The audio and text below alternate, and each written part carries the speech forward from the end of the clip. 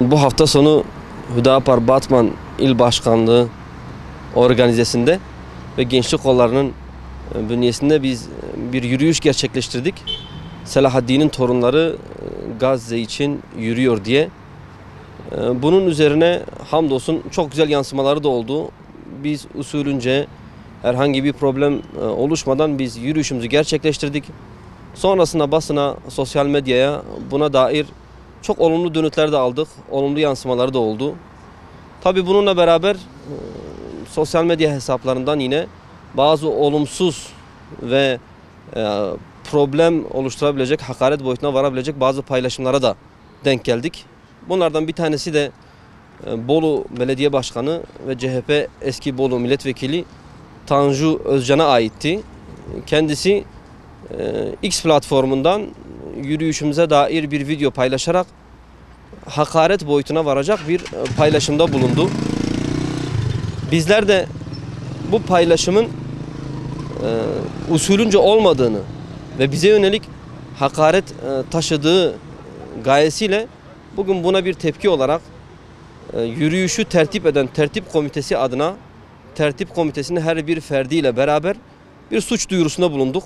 Çünkü kendisi öncelikle tertip komitesine, sonrasında il başkanlığımıza, daha da ötesinde o yürüyüşe katılan tüm vatandaşlarımıza yönelik bir hakarette bulunmuştur.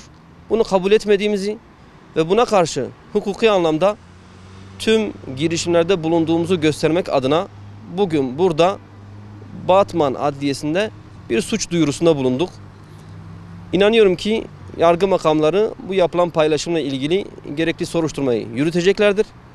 Ve nihayetinde bu şahıs yapmış olduğu hakaretin hukuki anlamda varsa bir bedelini ödeyecektir. Tanju Özcan bu memlekette bir güruhun temsilcisidir. Değerlere savaş açmış, değerlerle barışık olmayan bir güruhun temsilcisidir. Madem kendisi değerlere herhangi bir önemi yok, herhangi bir kıymet vermiyor, biz de o değerlerin sahipleri olarak, o değerlerin tırnak içerisinde o kıymetli değerlerin temsilcisi olarak gören bizler ona karşı bir suç duyurusunda bulunma gereği hissettik. Buradan Tanju Özcan'a bir daha iletiyoruz. En üst perdeden dile getiriyoruz ki tevhid bayrağı bizim değerimizdir. Ve biz o değere her alanda, her yerde sahip çıkmaya devam edeceğiz. Aynı şekilde bir daha yenileyerek söylüyorum ki Ebu Ubeyde ve Kassam'ın her bir mücahidi, kendi vatanları ve dini uğruna savaşan o mücahitler ümmetin bir değeridir ve biz o ümmetin o değerlerine sahip çıkmaya devam edeceğiz. Bugüne kadar Gazze ile ilgili yaptıklarımız yapacaklarımızın da teminatıdır.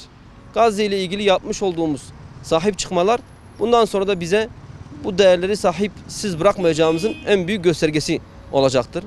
Tanju Özcan bundan rahatsız olabilir, bundan gocunuyor olabilir ama biz bu memleketin çocukları olarak bu değerlere sahip çıkmaya devam edeceğiz inşallah.